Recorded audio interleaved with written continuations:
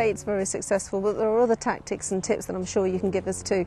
Can you take us through a few of the tactics that you've used that have produced all these fish for you? I'll just show you. I mean, I'm really into keeping things as simple as possible, but at the same time trying to get away from, you know, 100 boilies as a bed of bait and a single boilie on the hook or a snowman rig or something. Just try something different. This is something that I've caught loads on. You can pick that up. It's basically an 18mm hard hooker boilie that I've cut down to a square shape and added a plastic bit of maize on there for a bit of visual and also to counteract the balance of the hook. Really simple, just a bog standard combi link, simple presentation, and I've caught loads of fish on that. What I've done here is, if you can have a look at that, this is a mixture of crab specials, and I mixed that 3-to-1 with Raja spice. Now, I don't know how many people are aware of this, but this is a pellet that is exactly, in almost every way, identical to the actual boilie that you're using. So you've got an option of presenting a bed of bait that exactly mimics the boilie that you're going to have on the hook. One of the ways that I use this is to, if I can show you this, is to mix the pellets with my particle mix. So in here I've got popcorn maize, hemp, I've got some maggots, I've got some sweet corn, I've got some crushed tigers, and I mix those up, and I think carp fishermen call it carpet feed now. We always used to know it as ground bait. I mix that up as a ground bait, and that can be catapulted out around the freebies.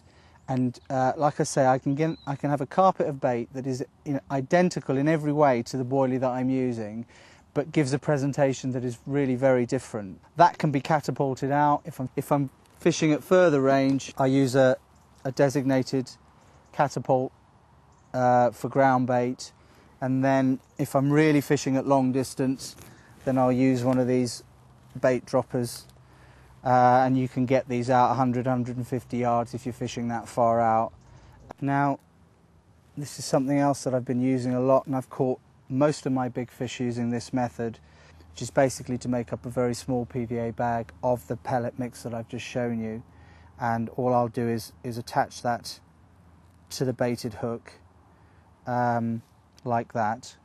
Okay, and then using this wide PVA tape, just a short section of the PVA tape like that, and all I will do is trap the hair, wrap that round the hook, and that's basically the presentation. That is completely tangle proof. The hair won't tangle, the PVA bag straightens the hook link out, and I know that the hook point is completely masked, so if there's any debris around there, the hook is going to be free and ready to hook. But if I'm fishing over weed, you know, silkweed, like what they call chodweed, or if I'm fishing over silt, I'll get one of these PVA nuggets, I'll put that onto the hook, fold that over,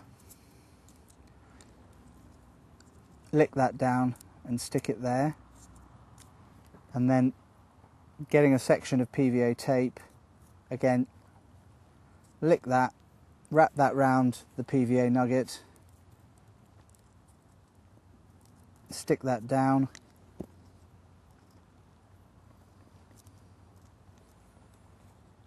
basically what happens with this hits the water. You might think that the PVA bag would sink everything, but you know, here's a really important tip for anybody: is always check what your presentation is in the margin. Always check everything before you cast it out. You think that would sink. Actually, what happens with that PVA nugget is that sits bolt upright like that, and what happens is the PVA bag will melt, the pellets will drop down, and that will stay up for about 2 minutes until the PVA melts around the nugget, and then the nugget melts, and then that will just drop down slowly, sitting on top of weed or silt. Weed proof, silt proof and tangle proof. And I very rarely, like I say, I very rarely cast out any of my rigs without something like that on the end.